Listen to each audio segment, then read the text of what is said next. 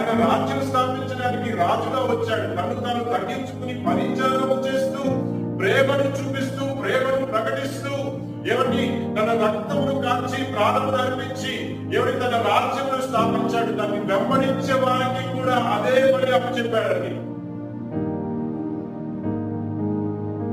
మనం వెళ్ళేవారం అయితే మన ద్వారా ప్రభు ఈ కార్యం, ఎందుకంటే ఏ ఇంటికైతే మనం వెళ్తామో, ఎవరైతే మనల్ని చేర్చుకుంటారో, ఎవరైతే యేసయ్య వచ్చినటువంటి మాటలు వింటారో, ఎవరైతే చేర్చుకుని స్వార్థం వింటారో, వారి ఇంట్లో ప్రభు తానే అపవాది క్రియలు కట్టు తెచ్చివేస్తాడు.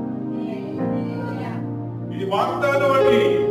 ఇది మనుషులు ఇచ్చిన వాగ్దానం కాదు, ఇది దేవాది దేవుడు స్వయంగా ఇచ్చినటువంటి వాగ్దానం. ఇది ఏమంటున్నారు చూడండి, వ్యాధిగ్రస్తులు మీరు వెళ్ళండి, వ్యాధిగ్రస్తులకు